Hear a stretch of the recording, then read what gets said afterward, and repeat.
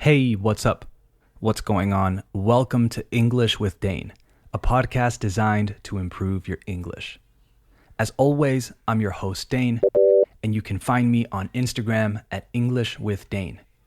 If you want a full transcript of this and all future episodes, send me a message, and if you don't use Instagram, send me an email at englishwithdane@gmail.com. Today's episode is about strange news. That's right, it's back. I have compiled 3 strange stories from around the world for us to read through, gain a good understanding of what happened, and as always, find new, useful vocabulary along the way. So let's get to it. You are listening to the 41st episode of Season 2 of English with Dane. Hit it.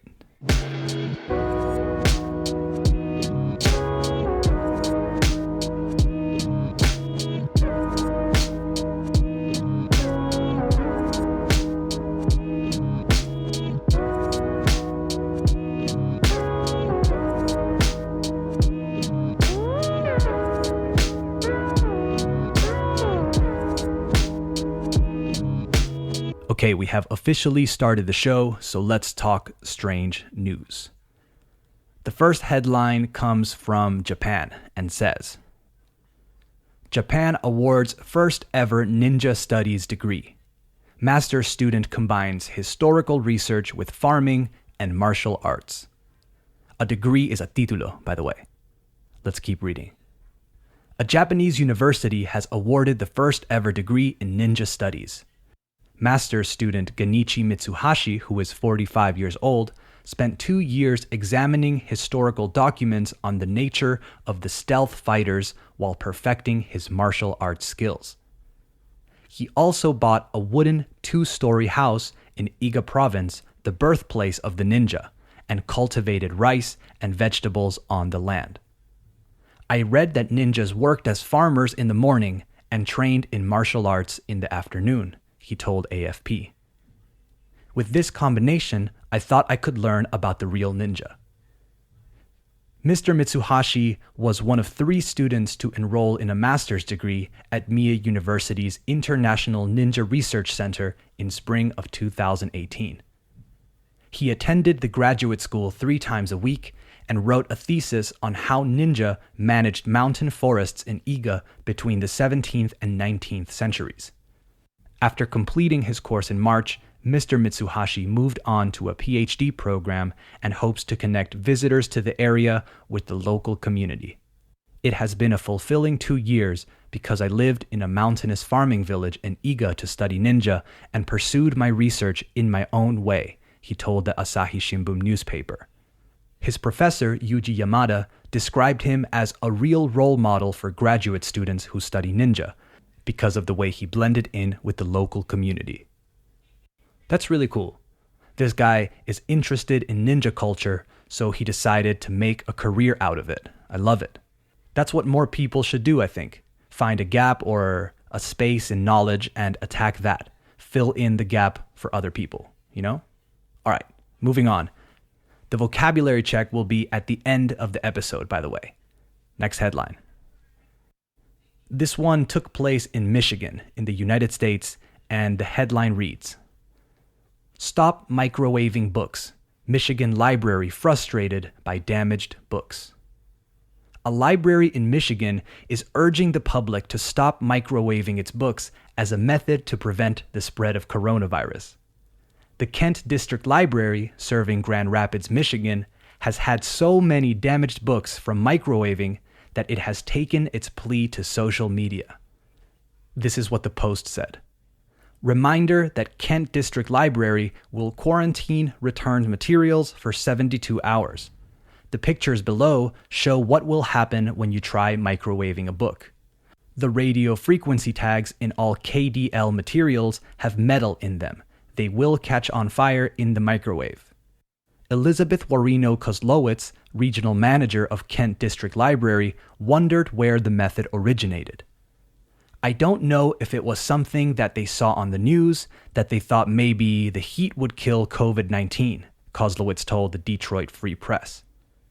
The library said it uses United States Center for Disease Control guidelines to ensure safety for using library materials. It also keeps all materials in quarantine for at least 72 hours. I love that they had to actually tell people to stop microwaving books. That's so ridiculous. But hey, that's what happens when bad information gets out and people believe it. Always verify your sources. Next headline. This one also took place in the United States, but in a very different area. For this one, we go to the magical and wonderful land of Florida.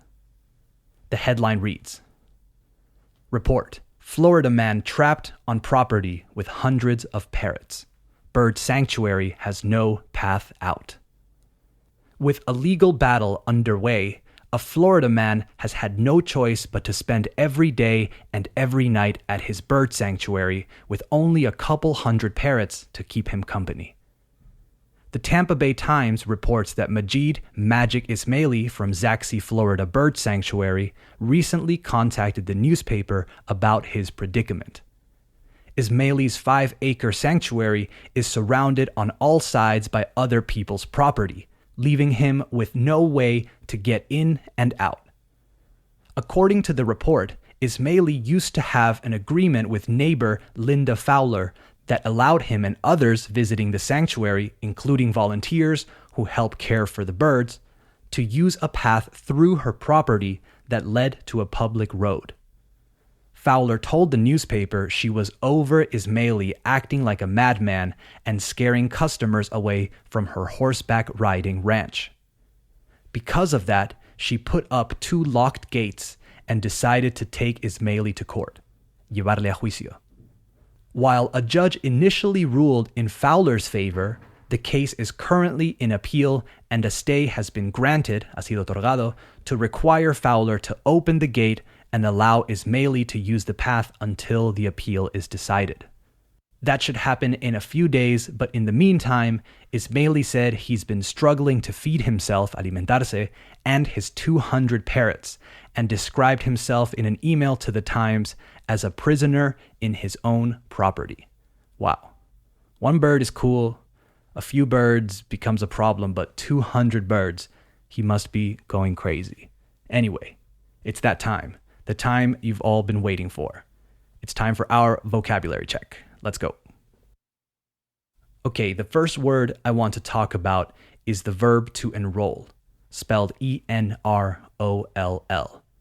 The sentence was, Mr. Mitsuhashi was one of 3 students to enroll in the master's degree at Mi University's International Ninja, etc., etc.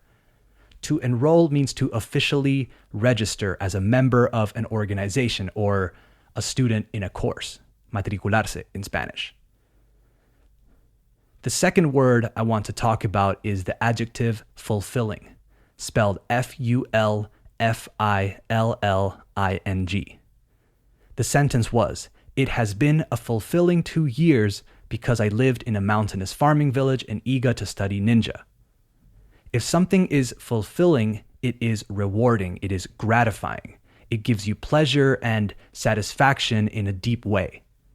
It translates to gratificante, I would say. Another example is volunteering can be very fulfilling. Number 3 is role model.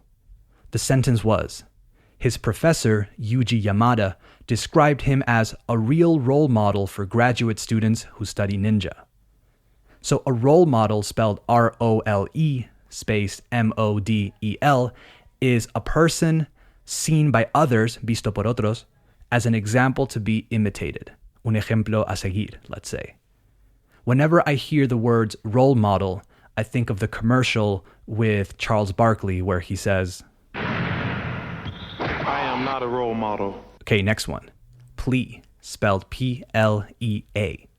The sentence was, the Kent District Library has so many damaged books from microwaving that it has taken its plea to social media. A plea is an urgent and emotional request, okay? It translates to petición or súplica.